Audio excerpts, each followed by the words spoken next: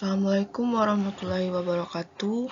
Perkenalkan, nama saya Ida Jeviani Putri, NIM 2006343 dari Prodi Pendidikan Teknik Elektro. Kali ini saya akan menjelaskan materi tentang kepemimpinan. Yang mana dari materi kepemimpinan ini, kita akan membahas pengertian kepemimpinan, fungsi kepemimpinan, teori kepemimpinan, syarat kepemimpinan, serta tanda-tanda pemimpin yang sukses. Kita masuk materi yang pertama, yaitu pengertian kepemimpinan. Seorang pemimpin mempunyai pengertian sebagai orang yang tugasnya untuk memimpin, sedangkan kepemimpinan adalah bakat atau sifat yang harus dimiliki seseorang pemimpin. Maka satu kepemimpinan adalah kekuasaan untuk mempengaruhi seseorang baik dalam mengerjakan sesuatu atau tidak mengerjakan sesuatu. Para ahli banyak sekali mengungkapkan berbagai macam definisi dari kepemimpinan ini. Maka dari pendapat para ahli tersebut, kita dapat menarik kesimpulan bahwasanya kepemimpinan merupakan usaha untuk mempengaruhi orang dengan memberikan motivasi dan arahan agar bekerja sama dalam mencapai tujuan yang telah ditetapkan bersama. Kita masuk materi selanjutnya, yaitu fungsi kepemimpinan. Yang pertama yaitu fungsi perencanaan. Seorang pemimpin perlu membuat perencanaan yang menyeluruh bagi organisasi dan bagi diri sendiri selaku penanggung jawab tercapainya tujuan organisasi. Selanjutnya yaitu fungsi memandang ke depan. Seorang pemimpin yang senantiasa memandang ke depan berarti akan mampu mendorong apa yang akan terjadi serta selalu waspada terhadap kemungkinan.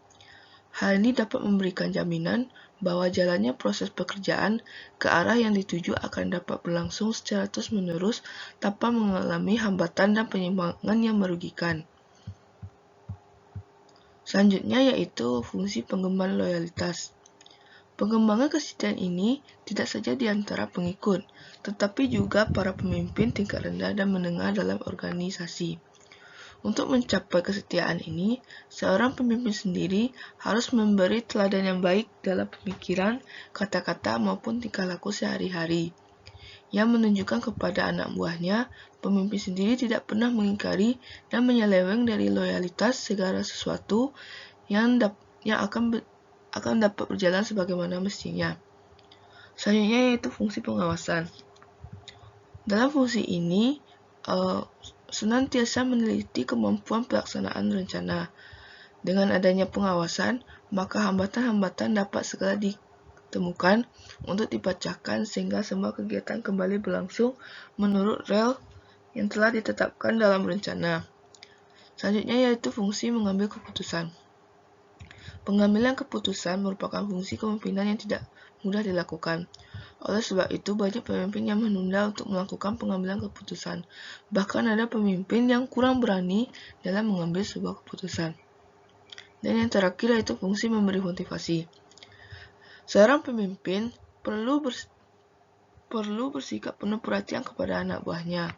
Pemimpin harus dapat memberikan semangat, membesarkan hati, mempengaruhi anak buahnya agar rajin bekerja dan menunjukkan prestasi yang baik terhadap organisasi yang dipimpinnya.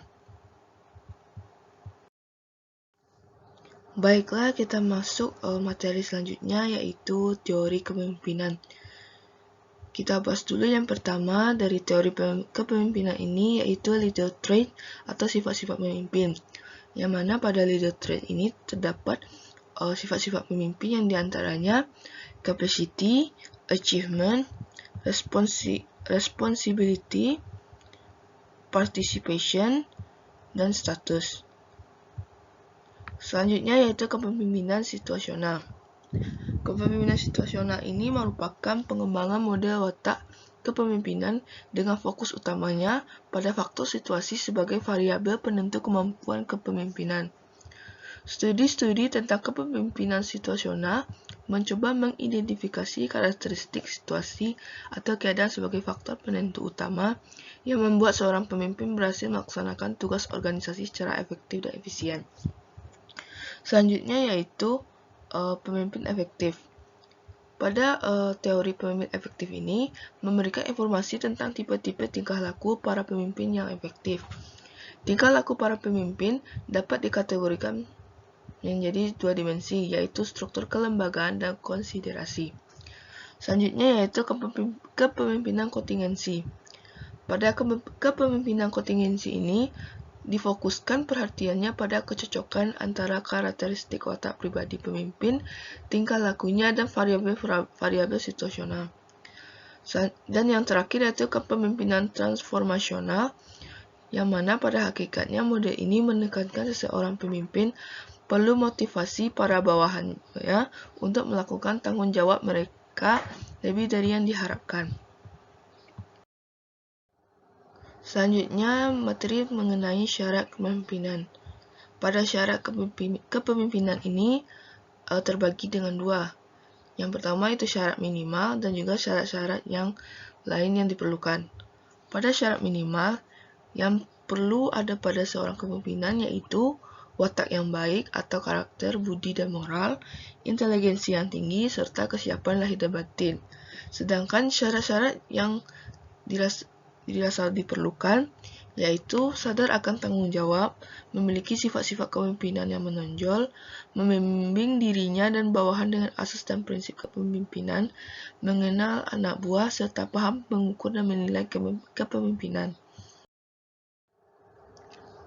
Selanjutnya yaitu materi mengenai tanda-tanda seorang pemimpin yang sukses.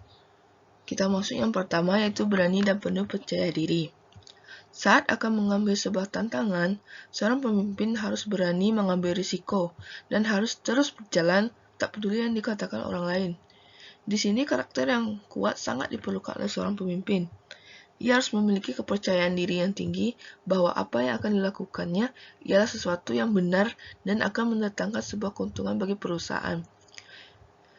Inti dari gaya kepemimpinan ini ialah jangan pernah takut mengambil risiko dan jangan pernah takut melakukan kesalahan. Selanjutnya yaitu mempertajam kekuatan.